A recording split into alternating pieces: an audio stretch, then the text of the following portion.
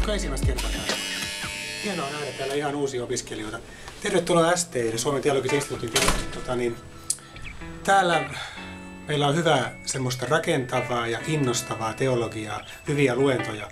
Ja mikä varmaan ihan kaikkein, melkeinpä voisi sanoa tärkeintä, niin meillä on joka päivä, siis joka arkipäivä, kello 14 päivähartaushetki ja siinä sitten päiväkahvi.